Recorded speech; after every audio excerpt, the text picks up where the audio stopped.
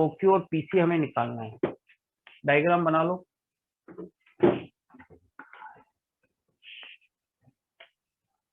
ABCD एक parallelogram कह रहा है, ए बी सी और डी। एबीसीडी एक पैरेललोग्राम है। ए बी दे रखा है हमें 3i minus 6j plus 3k।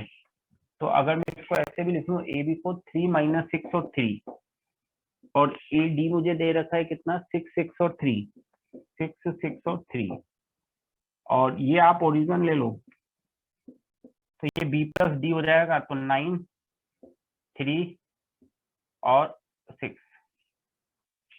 फिर क्या कह रहा है, P is a point on A B. P A B पे एक पॉइंट है सच दैट एपी और पीबी 1:2 है। तो ये इस पे पॉइंट है, ये 1:2 है। तो सेक्शन फॉर्मूले से P निकल जाएगा। यस, सेक्शन फॉर्मूले से P निकल जाएगा। Q is a point on BC। Q is a point on BC। BC पे पॉइंट है Q और BQ QC। तो Q is a point of BC BQ QC, 2:1, तो Q भी निकल जाएगा। ठीक है। Then angle between DQ and PC। तो DQ वेक्टर निकाल लूंगा मैं और PC वेक्टर निकालूंगा। ठीक है, तो आसानी से आ जाएगा ना बेटा, इसमें क्या दिक्कत है भाई। इसके पोजीशन वेक्टर, इसके पोजीशन वेक्टर बताया तो DQ वेक्टर निकल जाएगा, PC वेक्टर निकल जाएगा। तो आराम से दोनों के बीच का एंगल आ जाएगा। मेरे ख्याल से गगनदीप ये तो होना चाहिए था यार, ये तो गलत सवाल पूछा आपने। आपका डायग्राम बनाते ही सीधे से आ रहा है। तो भाई सेक्शन फॉर्मूले से P के निकल गया, इसके सेक्शन फॉर्मूले से Q निकल गया, फिर आपके वेक्टर निकल जाएंगे, पोजीशन वेक्टर चारों पॉइंट के पता है तो। और दो वेक्टर के बीच का एंगल निकालना अपन ने सीख रखा है, तो ये मेरे ख्याल से हो जाना चाहिए था, इसमें कोई प्रॉब्लम नहीं है। चलिए इसके बाद आ जाते हैं 11 to 14 में कुछ हो तो बोलिए फटाफट।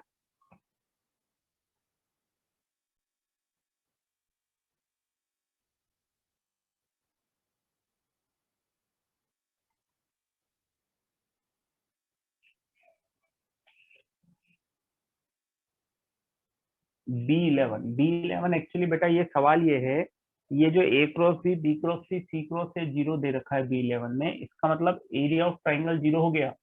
और एरिया ऑफ ट्राइंगल 0 हो गया, इसका मतलब ये तीनों पॉइंट कोलिनियर हैं। तो ABC क्या होगा, कोलिनियर होगा B11 में। ABC क्या हो गया, कोलिनियर हो गया। और AC का मैग्नीट्यूड कितना आ रहा है 7, BC का कितना आ रहा है। तो B यहाँ पे समझ लो, A यहाँ पे समझ लो, और ये C समझ लो, कोलिनियर है तीनों पॉइंट। तो डायरेक्शन आपको AC की पता है, मैग्नीट्यूड आपको पता है, तो आप BC वेक्टर निकाल सकते हैं। यूनिट वेक्टर निकाल लीजिए AC का और उसको किससे मल्टीप्लाई कर दीजिए 14 से, तो आंसर आ जाएगा आपका। तीनों पॉइंट कोलिनियर है। ठीक है, चलिए इसके बाद हम बढ़ सकते हैं पार्ट सेकंड के सेक्शन ए पे। Exercise 1 part second section A. Exercise 1 part second section A.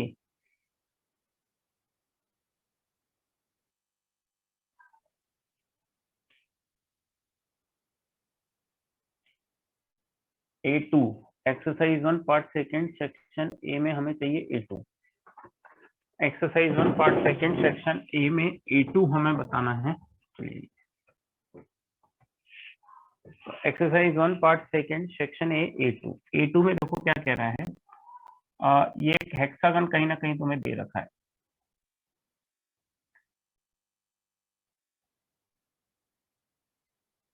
है ना। अब ये तुम्हें A200 दे रखा है। अब अगर आप समझो कि मैं यहाँ पे सेंटर से इसको मिला दूं, ये परपेंडिकुलर ड्रॉ कर दूं, ये एंगल 60 होगा, क्योंकि ये पूरा 120 होगा बेटा, पूरा 120 होगा, तो ये एंगल 60 होगा। यस और नो बोले एक बार। अब ये 60 है, ये हाफ डिस्टेंस 1 हो जाएगी, टोटल 2 है। टेन थीटा का यूज करेंगे तो ये √3 हो जाएगा। टेन थीटा का यूज करेंगे तो ये कितना हो जाएगा, √3 हो जाएगा। तो इसके सेंटर के कोऑर्डिनेट लिख सकते हैं 1√3, 0। अब ये कह रहा है कि इससे z एक्सेस के अलोंग हमें जाना है। तो आप समझिए कि अगर आप z एक्सेस के पैरेलल मूव करेंगे, तो z एक्सेस के पैरेलल मूव करेंगे तो z एक्सेस पे x और y थोड़ी ना चेंज होगा, सिर्फ z कोऑर्डिनेट ही चेंज होगा, x और y तो कांस्टेंट रहने वाले हैं। तो इस पे अगर कोई पॉइंट मुझे P लेट करना है, तो उसके कोऑर्डिनेट में 1√3 अल्फा निकाल सकता हूँ। इसके कोऑर्डिनेट क्या हो जाएंगे 1√3 अल्फा। और इसकी ओरिजिन से डिस्टेंस हमें दे रखी है। अल्फा निकालने के लिए ओपी बराबर कितना दे रखा है 3, तो 1 + 3 + अल्फा स्क्वायर = 9 हो जाएगा। तो अल्फा की वैल्यू √5 लेंगे क्योंकि वो पॉजिटिव जेड बोल रहा है। वैसे तो ±√5 आता, लेकिन वो पॉजिटिव जेड बोल रहा है तो इसलिए अपन ने इसको ले लिया। तो अल्फा √5 आ गया, तो पी के पोजीशन वेक्टर आ गया 1√3√5। तो आपसे वेक्टर कौन सा पूछा है? आपसे वेक्टर पूछा है एपी वेक्टर। तो एपी वेक्टर लिख सकते हो पी का पोजीशन वेक्टर माइनस ए का पोजीशन वेक्टर, पी का पोजीशन वेक्टर और ए का पोजीशन वेक्टर, इस तरह हम एपी वेक्टर लिख सकते हैं। बाकी हो गए सेक्शन ए में, यस और नो बोले फटाफट। बाकी हो गए सेक्शन ए में।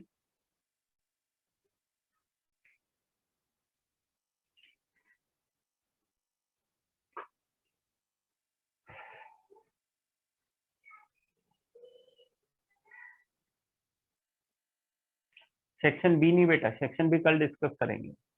कल अपन 1 पार्ट सेकंड का सेक्शन बी और पार्ट थर्ड के ए और बी ये डिस्कस करेंगे। अब थ्योरी पढ़ेंगे अपन।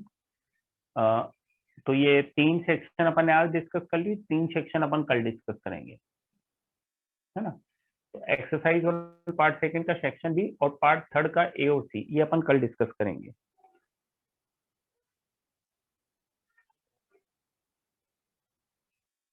है ना। ठीक है। A4 को तो बेटा 3D में जमा लो, 3D में जमा के हो जाएगा A4 तो,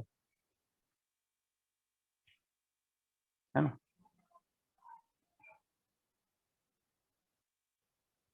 ठीक है। अरे देखो ऋषभ जायसवाल, है ना, ऋषभ जायसवाल बेटा क्लास में अटेंड करते हो क्या? ऐसा मैं इसलिए पूछ रहा हूँ क्योंकि आप लिख रहे हो एक्सरसाइज 1 पार्ट फर्स्ट का A5 का फर्स्ट बताना है, और अभी हमारी शुरुआत में बात हुई थी कि अहमद नूर और आयुष कुमार इस सवाल का सॉल्यूशन डालने वाले हैं ग्रुप पे। तो जब ये सब डिस्कशन चल रहा था तब आप कहाँ पे थे?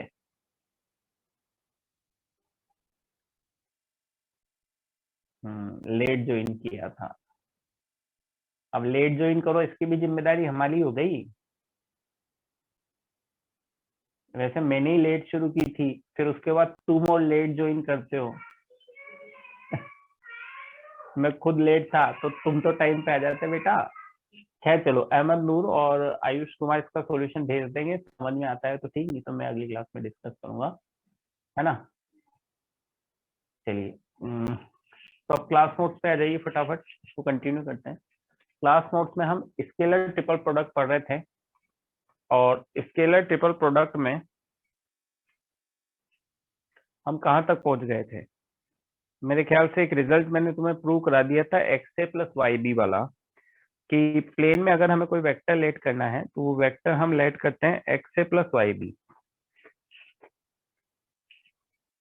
कर लिया था वो वाला सवाल, r equals to x a plus y b वाला। यस, चलिए, तो वो था हमारे पास क्वेश्चन नंबर 6। अब हम करने जा रहे हैं क्वेश्चन नंबर 7 एंड 8। एक कॉम्प्रिहेंशन है ये, है ना, एक कॉम्प्रिहेंशन है, काफी इंपॉर्टेंट कॉन्सेप्ट है, कई बार ये पूछा जाता है, काफी इंपॉर्टेंट कॉन्सेप्ट है, कई बार पूछा जाता है। कॉम्प्रिहेंशन है, कॉम्प्रिहेंशन की फॉर्म में इसको कर रहे हैं। तो लिखो वेक्टर ए हमें दे रखा है कितना, i प्लस जे प्लस के। वेक्टर बी हमें दे रखा है i माइनस जे प्लस के। वेक्टर सी मुझे दे रखा है कितना, i minus j minus k. A B C are 3 vectors,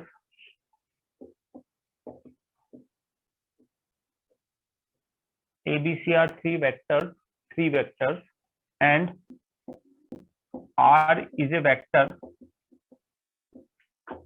in the plane of A vector and B vector. Then answer the following question.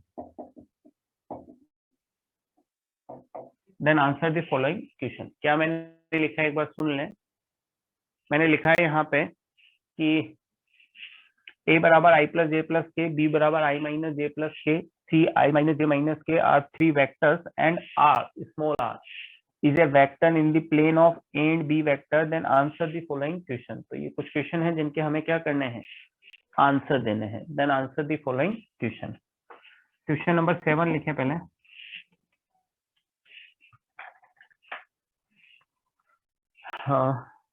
Vector R which is perpendicular to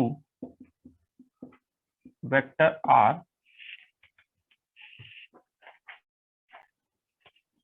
which is perpendicular to C vector and whose magnitude is √2 is vector R which is perpendicular to C vector and whose magnitude is √2 is. चार option भी लिखे हुए हैं. A option में है I minus 3j plus k. B option में लिखा हुआ है बेटा I minus j. C option में लिखा हुआ है 3i minus j plus k. और डी ऑप्शन में आपका लिखा हुआ है I plus k. I plus k. और क्वेश्चन नंबर 8 भी आप देख लीजिए. पहले मैं दोनों क्वेश्चन लिख देता हूं. Vector R whose projection on C is 1 by √3 is vector R whose projection on C vector is 1 by √3 is. और चार ऑप्शन है वही वाले जो आपके पहले वाले सवाल में है, वही चार ऑप्शन है इसमें भी. ठीक है, क्वेश्चन दोनों आपने देख लिए हैं. एक बार क्वेश्चन लिख लीजिए आप, फिर मैं इसको सोल्व करता हूँ. क्वेश्चन लिख के कंप्लीट करें.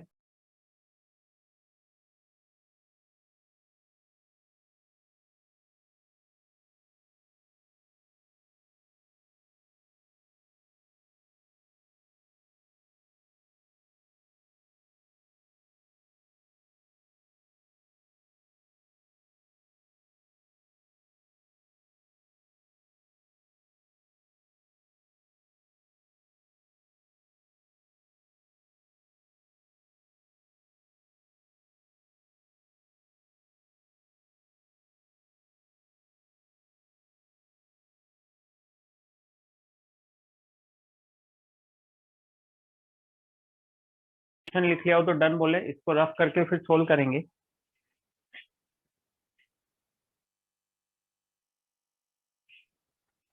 I माइनस जे है और ये I प्लस के है. दोनों डिफरेंट है बेटा. I माइनस 3j प्लस के है, ये 3i minus j plus 3k है. दोनों डिफरेंट है, सेम कुछ भी नहीं है. तो दो क्वेश्चन है हमारे पास. अब देखिए दोनों में क्या होता है. अच्छा आंसर बता रहे हो. अच्छा ठीक है. अब मेरी बात को ध्यान से समझिए. ये कई बार क्वेश्चन आएगा कि आपको दो वेक्टर के प्लेन में एक वेक्टर निकालना होगा. कई बार ये क्वेश्चन आएगा आपको दो वेक्टर के प्लेन में एक वेक्टर निकालना होगा. तो जब भी आपको दो वेक्टर के प्लेन में एक वेक्टर निकालना हो, आप लेट करेंगे हमेशा r equals to x a plus y b. आप लेट करेंगे हमेशा x a plus y b, क्योंकि हमने अभी इसके पहले वाले क्वेश्चन में प्रूव भी किया कि दो वेक्टर के प्लेन में कोई वेक्टर लेना हो तो हम इस तरह इसको ले सकते हैं. अब यहाँ पे थोड़ी सी बात हम समझेंगे जिसको. अब देखिए जब भी आप ये वेक्टर लेट करेंगे तो इसमें कितने अननोन आएंगे, 2 एक्स एंड वाई. इसमें कितने अननोन आएंगे, 2 एक्स और वाई. और दो अननोन निकालने के लिए कितने रिलेशन चाहिए, 2. दो अननोन निकालने के लिए कितने रिलेशन चाहिए, 2. यस और नो बोलें एक बार इस बात पे. अब आपको जो क्वेश्चन नंबर 7 दिया हुआ है उसमें तो कहीं ना कहीं दो रिलेशन दिए हुए हैं. यस और नो बोलें. क्वेश्चन नंबर 7 जो आपको दिया हुआ है उसमें कहीं ना कहीं कितने रिलेशन दिए हुए हैं, दो रिलेशन दिए हुए हैं.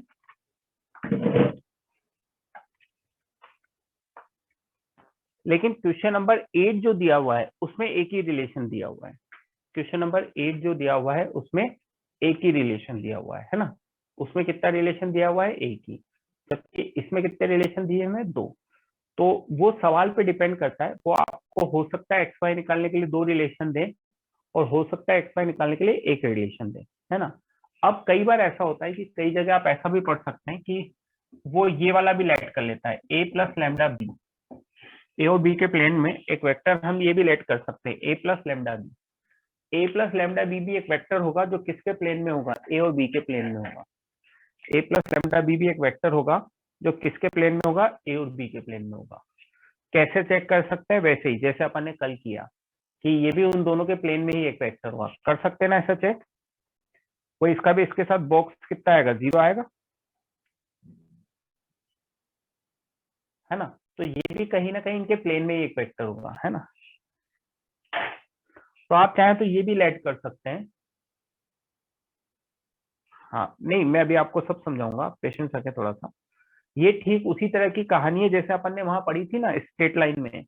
स्ट्रेट लाइन में, है ना, स्ट्रेट लाइन में कहानी भी हमने पढ़ी थी कि जैसे pair of straight line L1 plus lambda L2 होता है। वैसे तो AL1 प्लस BL2 होता है, लेकिन कई बार हम उसको L1 प्लस लैम्डा L2 भी ले लेते हैं। ये जनरलाइज होता है, लेकिन हम कैलकुलेशन को आसान करने के लिए ये ले लेते हैं, है ना। हालांकि ये हर एक पेयर को हर एक लाइन को रिप्रेजेंट नहीं करता है, बट फिर भी हम इसको ले लेते हैं। बट ये हर लाइन को रिप्रेजेंट नहीं कर सकता, जबकि ये सही होता है, ये थ्योरेटिकल गलत होता है। ओरिजिनल में होता है AL1 प्लस BL2। इसी तरह हमें एक्चुअल सही तो यही है कि क्या लेट करना चाहिए, XA प्लस YB। हालांकि इसको लेट करने में भी कोई बुराई नहीं होती है, बट बेस्ट है कि आप हमेशा क्या लेट करें, XA प्लस YB, क्योंकि कहीं ना कहीं ये पर्टिकुलर केस होगा और ये क्या होगा, जनरलाइज केस होगा। तो आप तो दिमाग ना लगाएं, एक हो दो हो, हमेशा क्या लेट करें, XA प्लस YB। तो अब सोल्व कैसे करेंगे, देखिए ए की जगह आपने डाल दिया I प्लस जे प्लस के, और बी की जगह आपने कितना डाल दिया, बी क्या है हमारे पास, I माइनस जे प्लस के, तो I माइनस जे प्लस के। तो R हो गया मेरे पास x plus y i vector plus x minus y j vector plus x plus y k vector. अब जैसे आपको क्वेश्चन नंबर 8 निकालना, 7 निकालना है, तो आप क्या करेंगे, दोनों कंडीशन लगा देंगे। दोनों कंडीशन क्या है कि R डॉट सी कितना है, 0, and magnitude of R vector कितना दे रखा है, √2 दे रखा है। तो R डॉट सी 0 करेंगे तो x प्लस वाई माइनस के एक्स माइनस वाई माइनस के एक्स प्लस वाई 0 हो जाएगा। तो इससे कहीं ना कहीं x बराबर y आ गया। और R डॉट 2 0 0 करोगे तो x प्लस वाई का स्क्वायर एक्स माइनस वाई का square plus x plus y का स्क्वायर कितना आ जाएगा तुम्हारे पास, 2 आ जाएगा। दोनों से हम x और y आसानी से निकाल सकते हैं। तो देखो ये तो कैंसिलेशन में चला ही गया आपका, तो ये 4x square plus 4x square बराबर 2, तो x बराबर प्लस माइनस 1/2 आ गया। तो आपके पास x और y दोनों आ गया। आप इक्वेशन 1 में इसको इस्तेमाल करेंगे तो आपके पास r वेक्टर आ जाएगा plus minus i plus k। Yes और नो बोलें इसके लिए।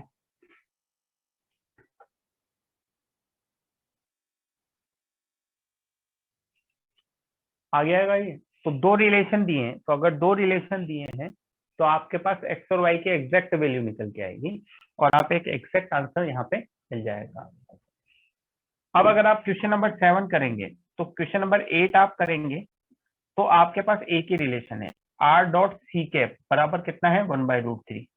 सोल्व करें इसको, r डॉट सी कैप 1/√3। तो इसको लिखें, इससे जो रिलेशन आ रहा है उसको देखें और मुझे बताएं कि क्वेश्चन नंबर 8 का आंसर क्या आएगा। 7 का आंसर तो आपको नजर आ गया, डी ऑप्शन आंसर आएगा I प्लस के। 7 का आंसर नजर आ रहा है क्लियर। 8 को आपको सोल्व करना है, मुझे आंसर बताना है। इसको लिखें, फटाफट सोल्व करके मुझे आंसर बताएं क्या रहा है।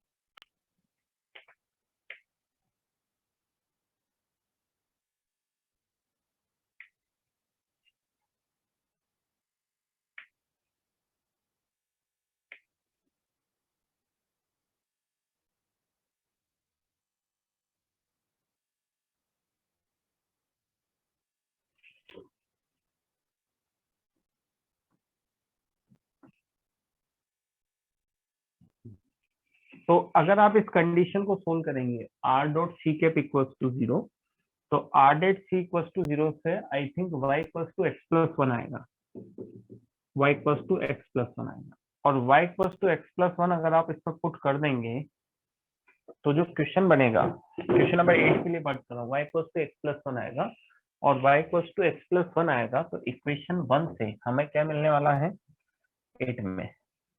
तो इक्वेशन 1 में जैसे आप ये वैल्यू डालोगे तो r वेक्टर जाएगा बेटा 2x प्लस 1 इंटू आई वेक्टर, y की जगह आपने x प्लस 1 डालना है minus j vector into 2x plus 1 into k vector. तो अब आपको आपका आंसर ऑप्शन से देना पड़ेगा बेटा, क्योंकि एक ही रिलेशन दिया हुआ है तो एग्जैक्ट वैल्यू तो निकल के नहीं आएगी, कहीं ना कहीं एक वेरिएबल बचा रहेगा। तो अब हम ऑप्शन से देखेंगे कि कौन से ऑप्शन में माइनस जे आ रहा है और आई और के कोफिशिएंट सेम आ रहे हैं। तो जैसे आप चारों ऑप्शन को देखेंगे तो आई थिंक सी ऑप्शन है जिसमें जे माइनस में आ रहा है और आई और के कोफिशिएंट क्या आ रहे हैं, सेम आ रहे हैं। तो आप देख सकते हैं ये मोर देन वन करेक्ट सवाल बनाया जा सकता है। तो एक्स बराबर 1 आप देखेंगे तो इससे 3i माइनस जे प्लस 3k मेरा ऑप्शन बन जाएगा और सी ऑप्शन मेरा आंसर में आ जाए। तो एक है तो ऑटोमेटिकली आप ऑप्शन का सहारा लेंगे। बहुत इंपॉर्टेंट क्वेश्चन है, कभी भी कई बार आ सकता है कि दो वेक्टर के प्लेन में एक वेक्टर चाहिए। तो जब भी आपको दो वेक्टर के प्लेन में एक वेक्टर चाहिएगा आप हमेशा लेट करेंगे क्या, r equals to x a plus y b. Question हो गया हो तो डन बोलेंगे, रफ करके आगे बढ़ेंगे।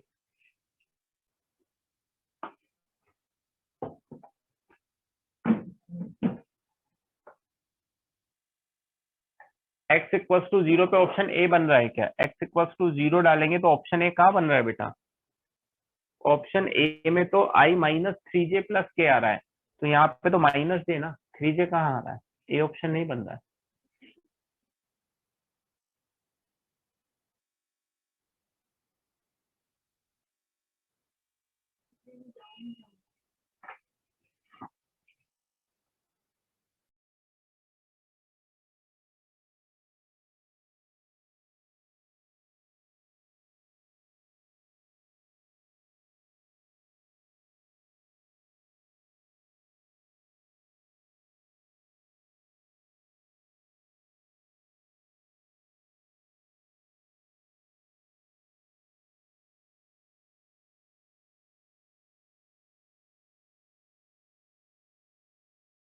चलिए आगे बढ़ते हैं इसके बाद।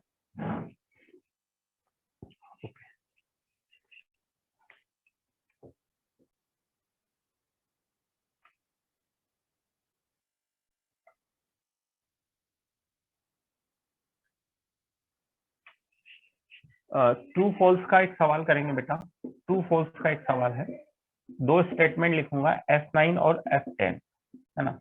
दो सवाल समझ लीजिए आप, दो क्वेश्चन समझ लीजिए, दोनों अच्छे स्टेटमेंट है ना, दोनों अच्छे स्टेटमेंट हैं। ये भी बहुत बढ़िया सवाल है। दो स्टेटमेंट लिखूंगा ट्रू फॉल्स के, हालांकि दोनों स्टेटमेंट ट्रू हैं। S9 में हम लिख रहे हैं position vector of 4 point,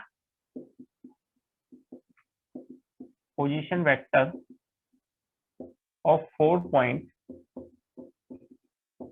position vector of 4 points a b c d are a vector, b vector, c vector and d vector respectively. Position vector of 4 points a b c d are a vector, b vector, c vector and d vector respectively, and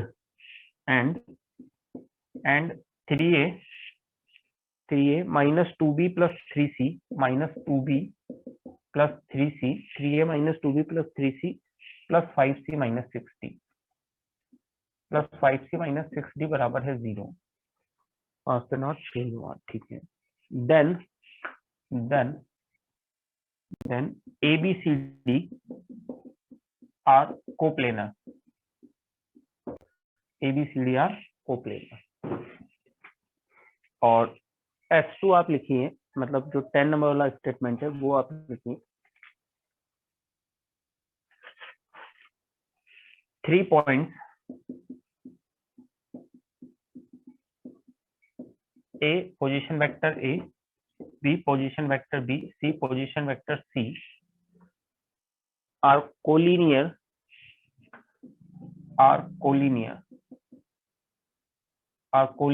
then alpha A R collinear, then alpha A plus beta B plus gamma C equals to 0 होगा for alpha plus beta plus gamma बराबर 0। Alpha ए plus beta B plus gamma C बराबर होगा 0 for alpha plus beta plus gamma equals to 0। Statement लिख के done बोलेंगे, फिर मैं solve करके बताऊंगा कैसे ये आ रहे हैं। दोनों ट्रू स्टेटमेंट है ना। एज ए रिजल्ट भी हम इसको याद करें, थ्योरेटिकल रिजल्ट है, कैसे क्या आ रहा है अभी मैं वो समझा दूंगा। बस आप लिख के डन बोले फटाफट।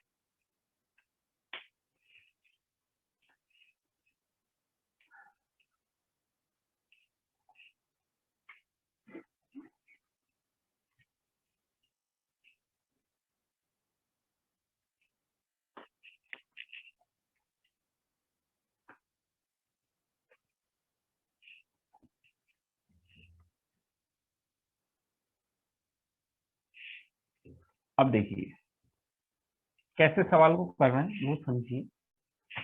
जैसे पहले मैं S9 के लिए वर्कआउट करता हूँ। ABCD अगर 4 पॉइंट कोप्लेनर है, तो अगर ये 4 पॉइंट कोप्लेनर है तो मैं ऐसे कर सकता हूँ कि इनसे जो 3 पॉइंट से बॉक्स बनाऊंगा ये 0 होगा, या तो मैं ये बोल दूं या फिर मैं ये भी बोल सकता हूँ कि जो AB वेक्टर होगा उसको मैं लिख सकता हूँ ABAC x into AC vector plus y into AD vector. ये दोनों बोले इस बात पे। अगर कोप्लेनर है तो आप ये भी लिख सकते हैं कि ये 3 वेक्टर जो बनेंगे उनका बॉक्स 0 होगा, या हम ऐसे कह सकते हैं कि अगर ये कोप्लेनर है तो एक वेक्टर बाकी दो के फॉर्म में लिखा जा सकता है, AB equals to x AD plus y AD. Yes और नो बोले फटाफट।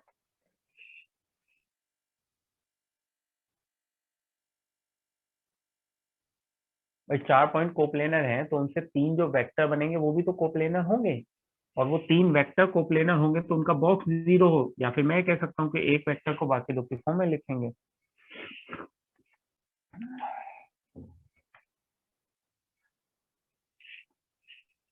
ठीक है, अब यहाँ समझे, इस AB वेक्टर को B माइनस ए वेक्टर में लिख सकता हूँ, AC वेक्टर को C माइनस ए वेक्टर में लिख सकता हूँ, AD वेक्टर को D माइनस ए वेक्टर में लिख सकता हूँ। सबको एक तरफ ला रहा हूँ बेटा, तो सबको एक तरफ ला रहा हूँ तो x plus y minus 1 into A vector होगा प्लस 1 इंटू बी वेक्टर होगा plus x minus x into C vector होगा plus minus y into D vector होगा। यस और नो। और इसी चीज को सबको एक तरफ लिया है मैं, अब इसी चीज को मैं जनरलाइज करके लिखूं तो ऐसे लिख सकता हूँ alpha A plus beta B plus gamma c plus delta d equals to 0, वह alpha plus beta plus gamma plus delta equals to 0। Yes और नो बोले।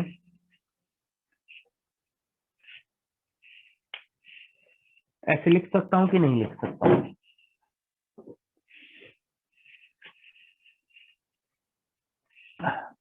तो ये कहीं ना कहीं इसको सिंपलेस्ट फॉर्म में लिखने का एक तरीका है। हालांकि 4 पॉइंट के लिए जब भी कोप्लेरिटी चेक करनी है तो हम इसी से चेक करेंगे, ये बेसिक मेथड है हमारे पास।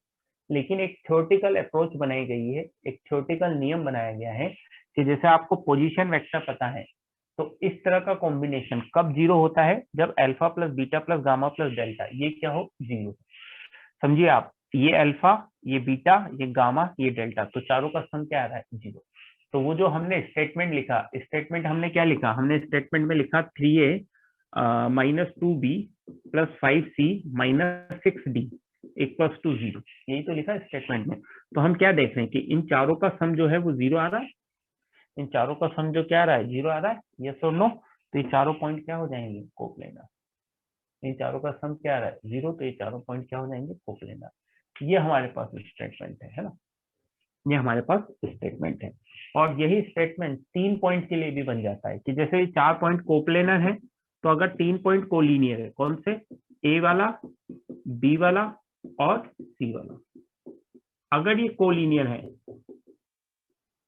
अगर ये क्या है, कोलिनियर है, तो फिर ये ऐसे बन जाएगा अल्फा ए plus beta B plus gamma C बराबर 0, वह alpha plus beta plus gamma कितना हो जाएगा 0। ये कोलिनियर के लिए बन जाता है। ये क्या बन जाता है कोलिनियर के लिए, ये कोप्लेनर है। तो 4 वेक्टर के कोप्लेनर होने के लिए इस तरह का, 3 वेक्टर के कोलिनियर होने के लिए इस तरह का।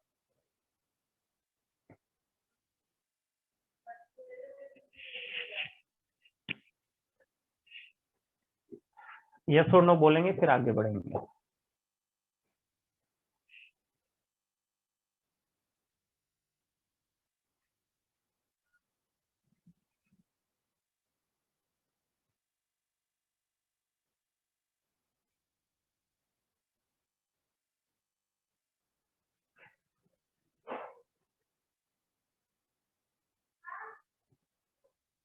हो गया। दो छोटे छोटे से सवाल कराऊंगा, है ना, दो छोटे छोटे से सवाल करेंगे।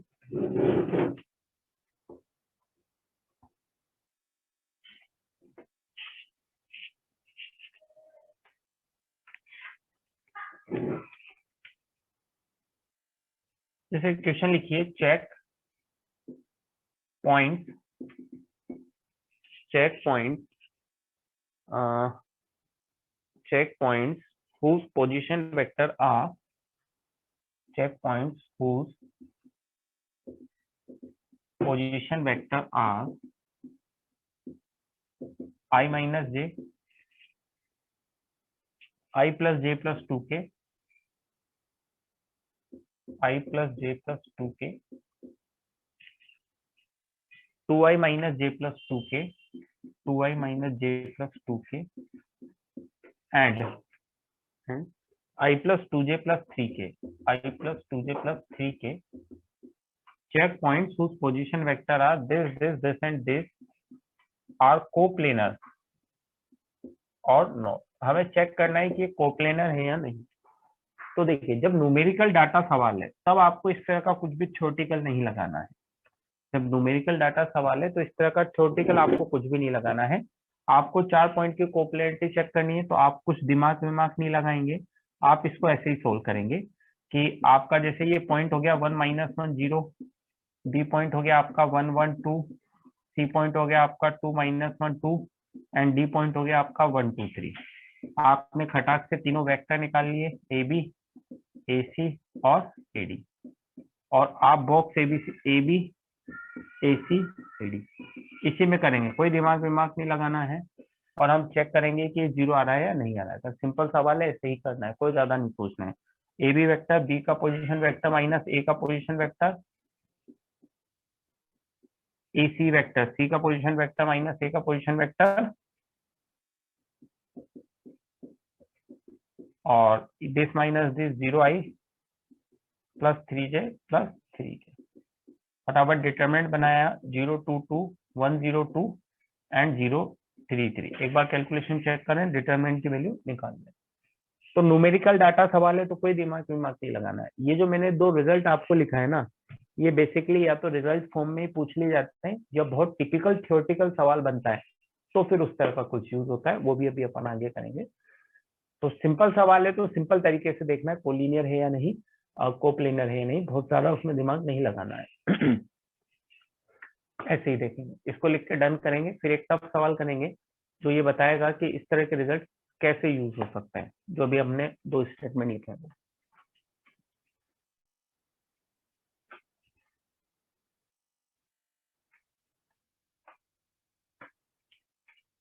ये डिटरमिनेंट देखिए कितना आ रहा है।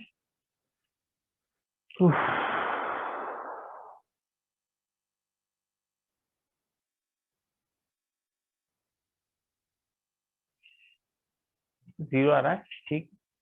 तो ये डिटरमिनेंट 0 आ रहा है, इट मींस पॉइंट्स कोप्लेनर।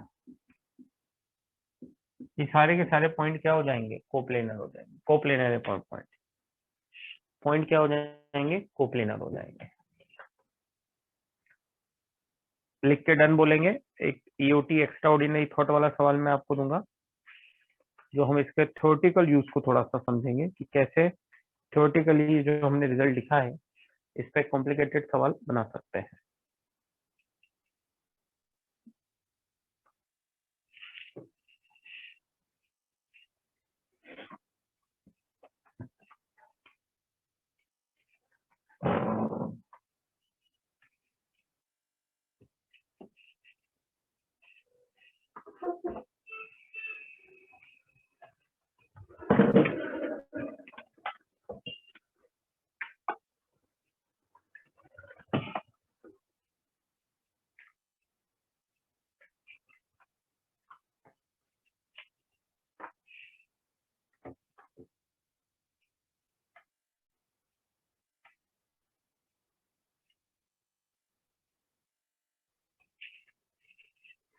चलिए क्वेश्चन लिखिए, vector p, q act at origin, vector p and q act at origin, have a resultant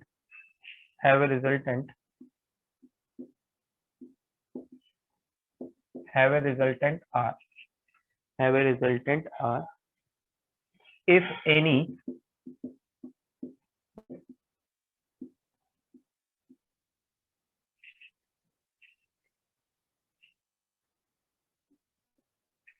transversal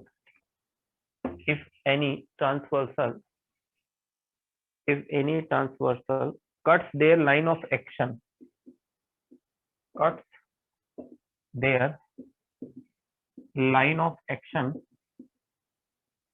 at A, B, C respectively.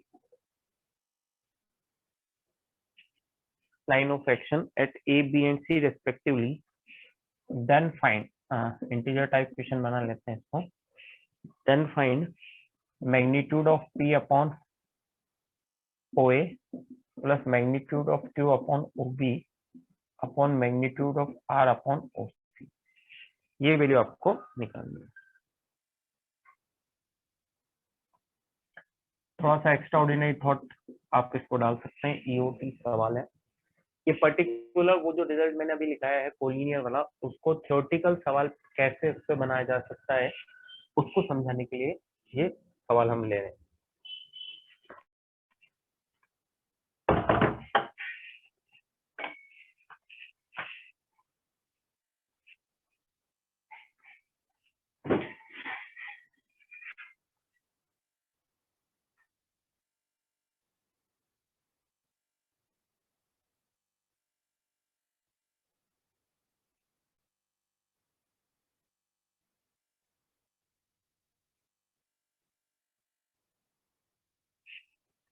हो गया हो तो डन बोल दे बेटा. क्वेश्चन लिख लिया हो तो. कुछ लोगों को तो शायद मेरे ख्याल से ऐसा लग रहा होगा कि सवाल में स्ट्रेट लाइन में स्टार्ट कहाँ से कर लें. लेने को कुछ भी ले सकते हैं, लेकिन जनरली कोप्लेनर करते हो तो एक वर्टेक्स से तीन, 1 से 3 बनाने चाहिए, वो ज्यादा ठीक रहता है.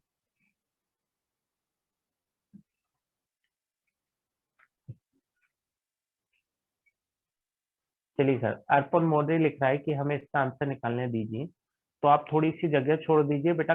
इसका आंसर घर पे निकाल लेना, घर पे तो ऑलरेडी हो ही सही, कल डिस्कस करेंगे इस सवाल को, है ना. चलिए थोड़ी सी जगह छोड़ दें, बहुत ज्यादा बड़ा सवाल नहीं है, थोड़ी सी जगह छोड़ दें, कल हम इसको कंटिन्यू करेंगे सवाल को. इसके बाद अगला हेडिंग डाल लीजिए बेटा, vector triple product. Next heading डालिए बेटा, वेक्टर ट्रिपल प्रोडक्ट. क्वेश्चन लिख लीजिए, थोड़ी सी जगह छोड़ दीजिए.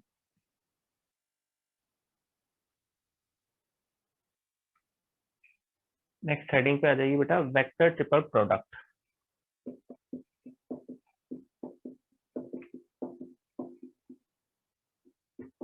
पहले हम पढ़ रहे थे scalar product, scalar triple product. अब हम आते हैं वेक्टर ट्रिपल प्रोडक्ट. इसमें लिखिए vector product of A vector with vector product of two vectors is called vector triple product. Short में इसको VTP बोलते हैं. is called vector triple product. Vector product of a vector with vector product of two vectors is called vector triple product. Vector product of a vector with vector product of two vectors is known as vector triple product.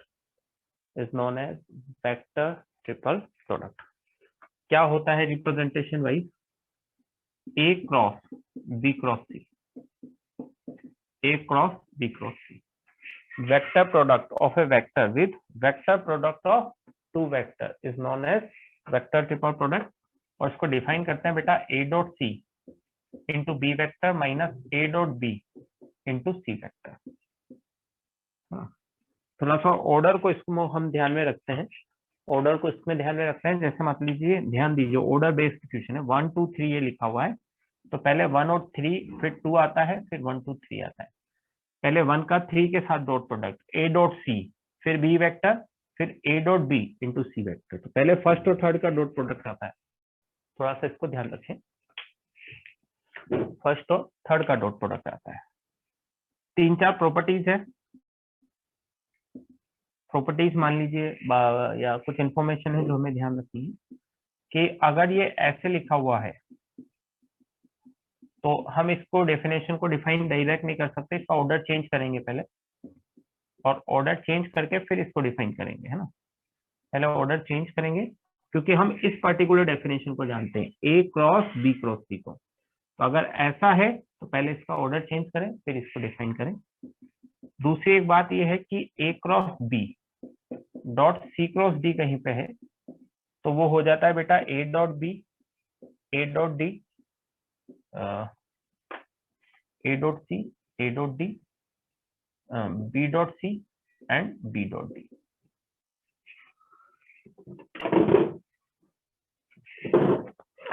और तीसरी एक बात कि A cross B cross C cross D है,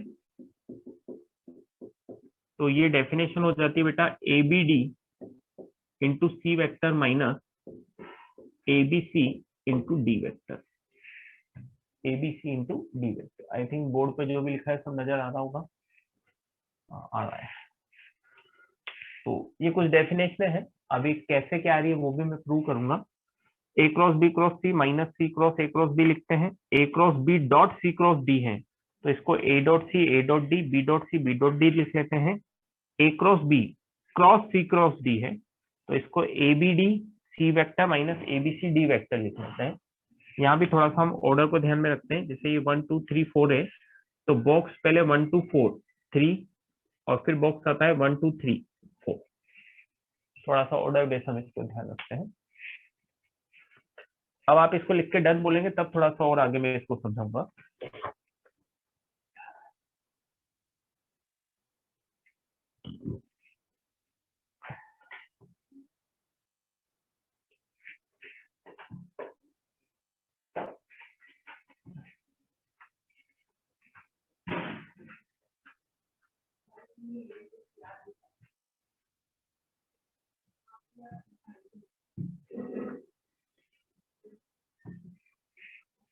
लिख लिया, चलिए एक फोर्थ पॉइंट और लिख लीजिए बेटा, एक फोर्थ पॉइंट और लिख लीजिए, ज्योमेट्रिकली भी लिख लीजिए। ज्योमेट्रिकली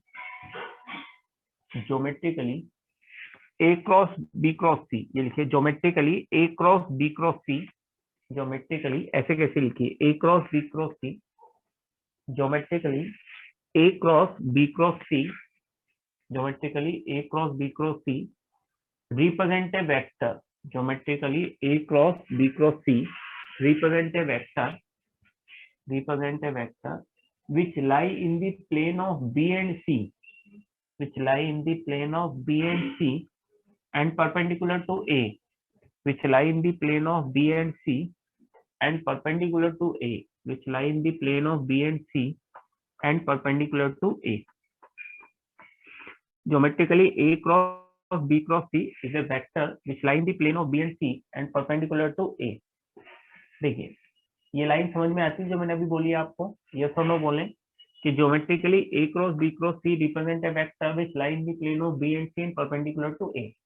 आप इससे भी देख सकते हैं डेफिनेशन से, ये कहीं ना कहीं r वेक्टर है और ये किसके टर्म में लिखा हुआ है, b और c के वेक्टर के टर्म में लिखा हुआ है।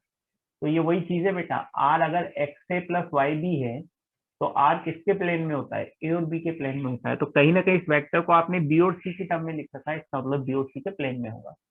और a के परपेंडिकुलर आप डॉट प्रोडक्ट देख सकते हैं, अगर इसका a के साथ डॉट प्रोडक्ट लेंगे तो ये 0 आ जाएगा। तो आप न्यूमेरिकली भी देख सकते हैं और अगर आप वैसे ऑब्जर्व करना चाहते हैं तो आप समझ सकते हैं कि ये वैसे भी ऑब्जर्व हो जाएगा कि ये A B A cross B cross C, तो ये बी और सी है तो ये बी क्रॉस सी की डायरेक्शन ये होगी।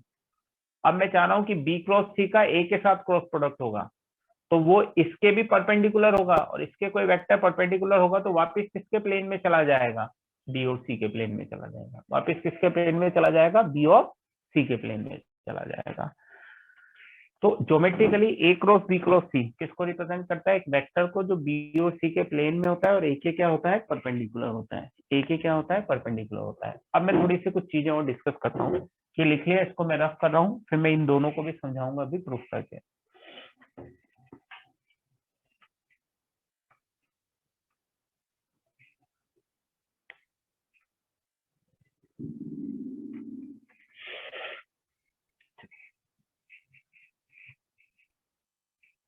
अब समझते हैं, देखो एक तो हमने क्या है कि हमें ये समझे कि हमने क्या क्या पढ़ा है, एक जगह साइड में लिखे कि हम क्या क्या चीज याद रखेंगे।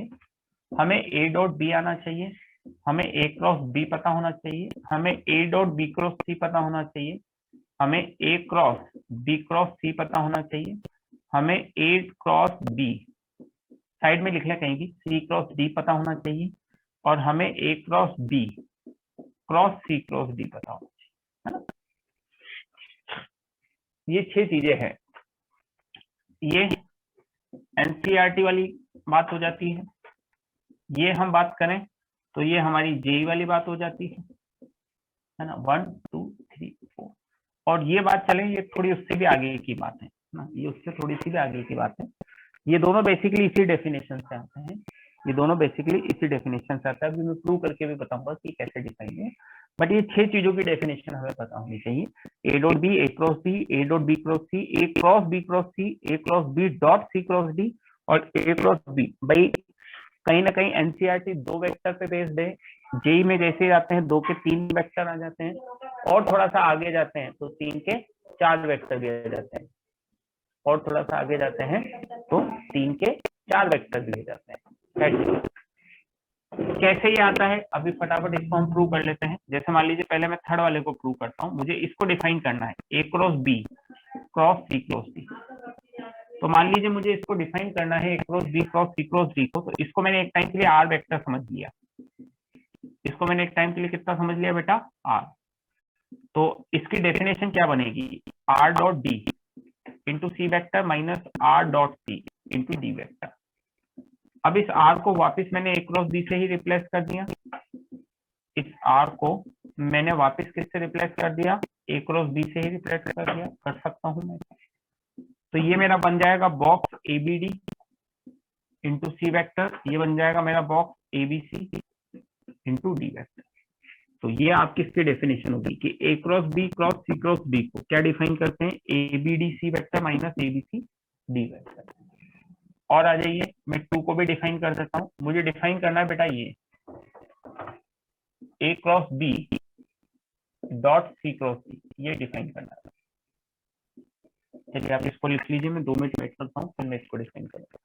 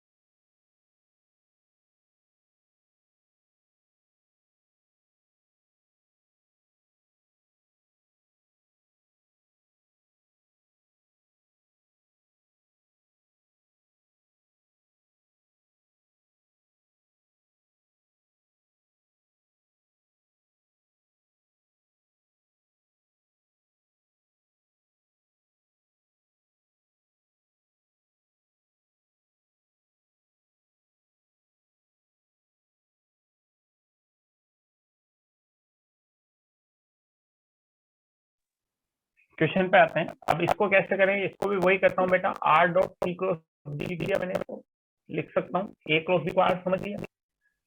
अब मैंने ये पढ़ा है कि ये डॉट और क्रॉस इंटरचेंज हो जाते हैं बेटा, मैंने पढ़ा है कि ये डॉट और क्रॉस क्या हो जाते हैं, इंटरचेंज हो जाते हैं। तो मैंने डॉट और क्रॉस को इंटरचेंज कर दिया। अब इस आर को वापस मैंने ए क्रॉस बी लिख दिया, इस आर को वापस मैंने ए क्रॉस बी लिख दिया, इसको माइनस के C cross A cross B लिख दिया। अब इसकी डेफिनेशन क्या हो गई, C dot B into A vector minus minus plus C dot A into B vector. Dot D vector. जब ये इससे मल्टीप्लाई होगा बेटा तो आप देखिए कि ये माइनस है सी डॉट बी तो बाहर क्योंकि कांस्टेंट है, बेसिकली आ जाएगा ए डॉट डी प्लस ये सी डॉट ए बाहर, ये कांस्टेंट है तो बी डॉट डी।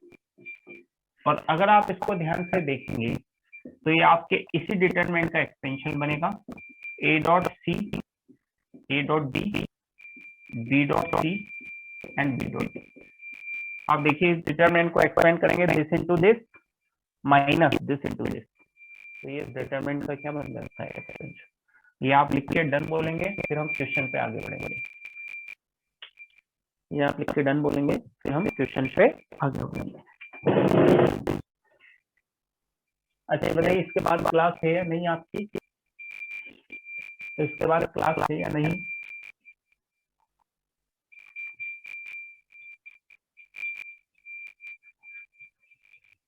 बच्चे लिख रहा है सर आज तो 5 क्लास, आज 5 क्लास है।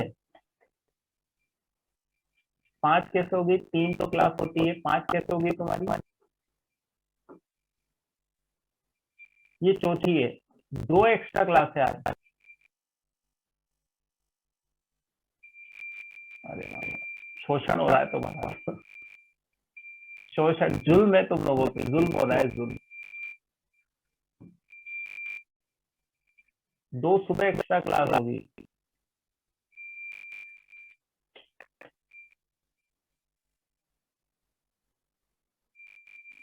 क्या है तो?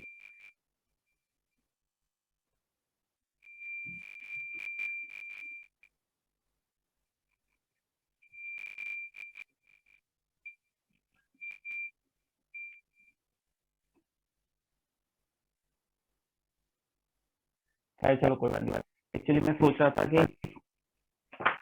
10-5 मिनट में भी ज्यादा पढ़ा था, लेकिन नहीं पढ़ाऊंगा क्योंकि तुम ऑलरेडी बहुत टायर्ड हो। मैं नहीं पढ़ाऊंगा, मैं सोच रहा था कि मैं भी 10-15 मिनट, क्योंकि लास्ट क्लास अपनी मैंने थोड़ा जल्दी छोड़ दिया था, तो मैंने कहा था कि मैं उसको कवर करूंगा, है ना, बट नहीं करेंगे अभी उसको, है ना, है ना। नहीं नहीं मैं नहीं करूंगा इस टाइम, किसी और रोज कवर करेंगे। नहीं नहीं आज वैसे वो शोषण हो रहा है तुम लोगों का, तो मैं इस पाप का भागी नहीं बनूंगा। हाँ, तो आज वैसे ही शोषण ज्यादा कर लिया।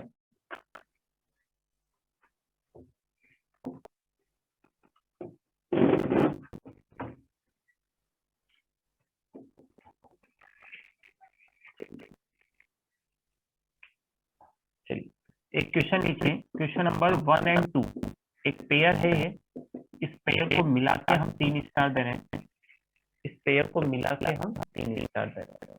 दोनों क्वेश्चन हम लिखते हैं। क्वेश्चन नंबर 1 है हमारे पास, if a, b, c are any 3 vectors, if a, b, c are any 3 vectors such that a dot b not equals to 0, b dot c is not equals to 0, a dot b not equals to 0, b dot c not equals to 0, and a cross b cross c equals to हो जाएगा आपका a क्रॉस b cross c, then 4 option है आपके पास, A perpendicular है C vector के, B option A parallel है सी वेक्टर के, C option magnitude of B dot C बराबर है half, and D option magnitude of B dot C equals to 3/4। और question number 2, if a, b, c are 3 non-zero non-collinear vectors such that non-zero non-collinear vectors such that a cross b cross c plus B cross C cross A equal to है 1/2 ए। Then वही चार option है ए B सी और same option है जो ऊपर लिखे हुए हैं A cross B cross C equal to A cross B cross C and A cross B cross C plus B cross C cross A equal to है हाफ। बेहतरीन सवाल है। एक ऐसा कॉन्सेप्ट है जो तभी हम अच्छे से क्लियर कर पाएंगे जब ये दोनों सवाल एक साथ करेंगे। एक्चुअली होता है क्या है कि जनरली हम ये सवाल क्लास का समझाते हैं, पेपर डीपीपी में ये सवाल आ जाता है, हम ये सवाल समझाते हैं, पेपर डीपीपी में ये सवाल आ जाता है। तो कहीं ना कहीं वो कॉन्सेप्ट जो हम सिखाते हैं ना वो अधूरा रहता है। और ये कॉन्सेप्ट पूरा हम तभी सीखेंगे जब ये दोनों सवाल एक साथ करें, तो हमें पूरा कॉन्सेप्ट एक बार में क्लियर होगा। तो इसलिए दोनों सवालों को एक साथ करना पड़ेगा और इसीलिए हमने इसको मार्किंग दी है 1 2 मिला के 3 का, है ना। अब बात ये है कि इस सवाल को समझाने के लिए लगभग 15 मिनट मुझे चाहिए। इस सवाल को समझाने के लिए तो मुझे 15 मिनट चाहिए। तो अब तुम कहो तो मैं इसमें समझा लूं और नहीं तो फिर अगली क्लास के लिए पोस्टपोन करेंगे। 15 मिनट चाहिए और टाइमिंग के हिसाब से अपने पास 10 मिनट चाहिए। सवाल बढ़िया है, बता दें, ठीक है। चलिए तो क्वेश्चन लिख लीजिए, आप फटाफट क्वेश्चन लिख लीजिए, मैं इसको समझा दे रहा हूँ। कोशिश करता हूँ 10 मिनट में एक समझा दूँ, है ना। कोशिश करता हूँ 10 मिनट से समझा। ठीक है, चलिए क्वेश्चन आप लिख लीजिए फटाफट क्वेश्चन लिख लीजिए। क्वेश्चन नंबर 1 में मुझे सोल्व करना है A cross B cross C equal to A cross C. देखिए अब पहले बोर्ड पे सोल्व करता हूँ, आप लोग देखें फिर बाद में हम इसको लिखें। इसको सोल्व करना है तो ऑब्वियसली क्रॉस प्रोडक्ट है बेटा, तो A dot C into B vector minus A dot B into C vector, इसका भी ऑर्डर चेंज होगा तो ये हो जाएगा C dot B into A vector minus minus plus C dot A into B vector. तो मैं देख रहा हूँ कहीं ना कहीं बी वेक्टर वाली टर्म कैंसिलेशन में चली गई, माइनस भी हटा दूं तो ये बनेगा A dot B C vector बराबर B dot C into A vector. ये जब मैंने पहले को सोल्व किया, अभी आप देखें लिखे नहीं सिर्फ देखें। अब मान लीजिए क्वेश्चन नंबर 2 को सोल्व करूंगा। क्वेश्चन नंबर 2 में रिजल्ट बेटा मेरे पास A cross B cross C plus B cross C cross A equal to half of A equal to कितना है हाफ ऑफ ए। इसमें भी वेक्टर के प्रोडक्ट है, मैं डिफाइन कर देता हूँ A dot C B vector minus A dot B C vector plus B dot A C vector minus B dot C into A vector equal to half of A vector. C vector cancel, थोड़ा सा अच्छे से लिखा तो A dot C B vector equal to B dot C plus half into A vector. कहीं ना कहीं दोनों जगह सेम रिजल्ट मिलेंगे, कहीं ना कहीं दोनों जगह सेम रिजल्ट मिलेंगे। अब ध्यान से समझो, constant vector constant vector constant dot product constant होगा, कांस्टेंट स्केलर बिल्कुल constant vector constant vector same equation बनेगी, लेकिन दोनों जगह अलग अलग काम करने वाला ध्यान रखना। अब यहाँ पे दो यहाँ उसने कहा है कि कोएफिशिएंट नॉन जीरो है, उसने क्या बोला है इक्वेशन में बोला है कोएफिशिएंट नॉन जीरो। तो कोएफिशिएंट नॉन जीरो है तो जो वेक्टर है वो कोलिनियर आ जाएंगे। कोएफिशिएंट नॉन जीरो है तो मैं इसको डिवाइड कर दूंगा और मेरे पास आ जाएगा सी पैरेलल है ए वेक्टर, क्योंकि ये कहीं ना कहीं वो लिखा गया सी इक्वल टू कितना लिखा है लैम्डा ए, तो वेक्टर क्या होगा क्योंकि उसने कहा कोएफिशिएंट नॉन जीरो और कोएफिशिएंट नॉन जीरो है तो मैंने डिवाइड किया और वेक्टर क्या आ गया पैरेलल आ गया कोलिनियर आ गया, एक ही बात है। लेकिन जब मैं इस सवाल की बात करूंगा, मैं इस सवाल की बात करूंगा इस सवाल तो इसमें उसने कहा कि वेक्टर कोलिनियर नहीं, इसमें उसने क्या बोला है बेटा वेक्टर कोलिनियर नहीं। और अगर वेक्टर कोलिनियर नहीं है, वेक्टर कोलिनियर नहीं है तो कोएफिशिएंट को क्या होना पड़ेगा जीरो, कोएफिशिएंट को क्या होना पड़ेगा जीरो।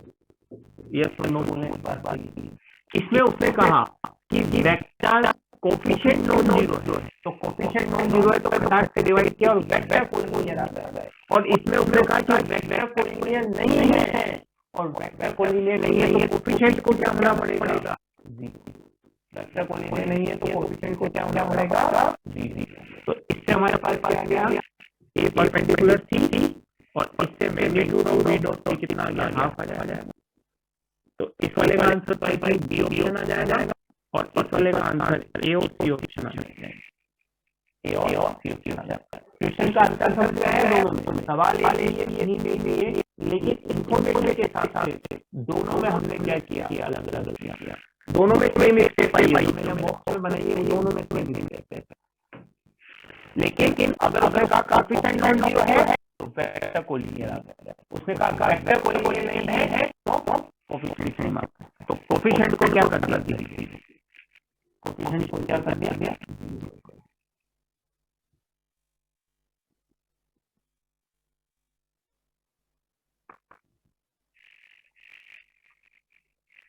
चलो मैंने 5 मिनट में समझ दिया यार।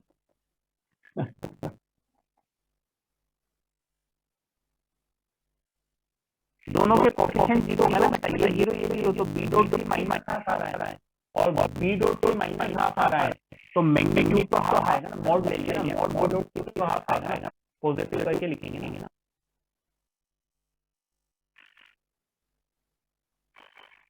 अरे भाई अगर ये कोलिनियर नहीं है तो ये दोनों बराबर कब आएंगे, जब कोफिशिएंट चेंज होंगे, क्योंकि कोफिशिएंट चेंज हो गया तो 0 into दिस 0 into दिस 0 बराबर 0 आ जाएगा।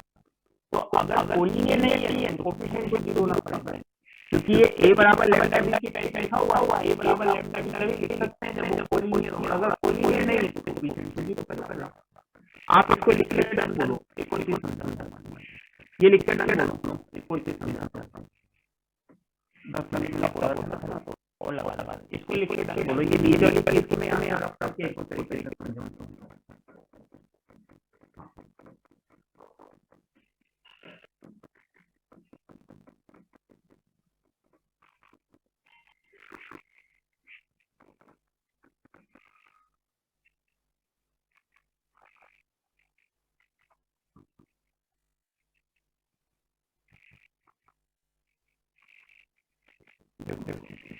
लिख लो यहाँ एक तरीका समझाता हूं, जैसे मान लीजिए आपको आगे से प्रोसीडिंग करना है, तो एक और तरीका मेरे पास आगे प्रोसीड करने का होता है।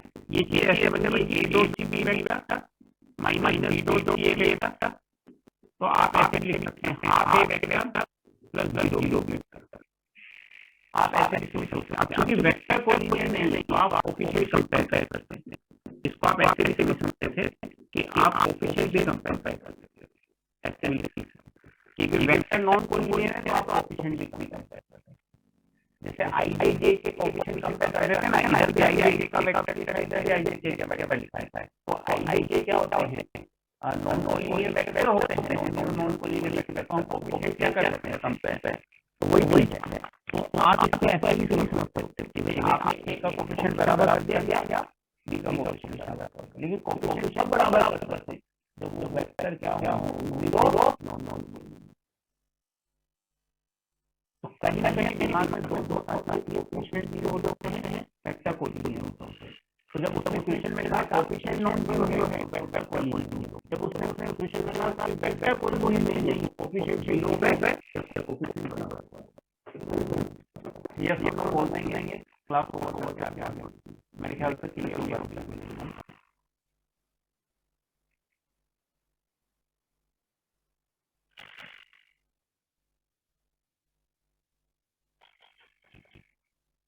इसलिए पेयर में लिखा हुआ है कि पेयर में करेंगे तभी क्वेश्चन समझ आ जाएंगे।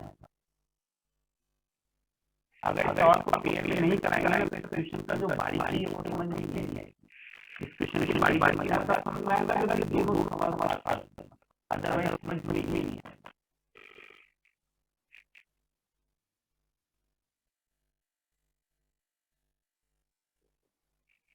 क्लियर है साहब? मीटिंग क्लोज करते हैं, बस भी नया वो जो बड़ा डिस्प्ले वो कल करते हैं।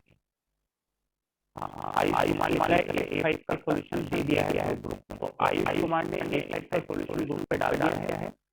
मंजू को और ग्रुप पे डाल दिया है। जो सॉल्यूशन तुम्हारे पास है उनको दे देना, समझ आ जाएगा ठीक है। नहीं तो अभी क्लास में मुझे दिक्कत करना पड़ेगा। चलिए ठीक है, मीटिंग क्लोज करते हैं। आपको स्क्रीनशॉट लेना है, स्क्रीनशॉट ले लीजिए। मेरे ख्याल से मेरा नहीं होगा तो मैं अपनी क्लास एक टाइम पे खत्म करता हूँ, एक्स्ट्रा टाइम नहीं मिलेगा। चलो ओके बाय बाय। फोटो देखने जाए फोटो की क्लास क्लोज कर रहा हूँ। मैं पूछ रहा है ऑफलाइन में कितना अच्छा रहा है। ऑफलाइन में 2-3 सवाल और हो रहे हैं क्योंकि वो बनाना मैंने पिछली क्लास तो आधा घंटे थोड़ा था, तो 2-3 सवाल करके पर वीकेंड तक मैं कवर करूंगा क्योंकि वीकेंड के लेवल बराबर देता हूँ। तो 2-3 सवाल का बता दें वीकेंड तक हम वो कवर कर दें। चलिए ठीक है, मीटिंग क्लोज कर बाय, कल मिलने हैं फिर।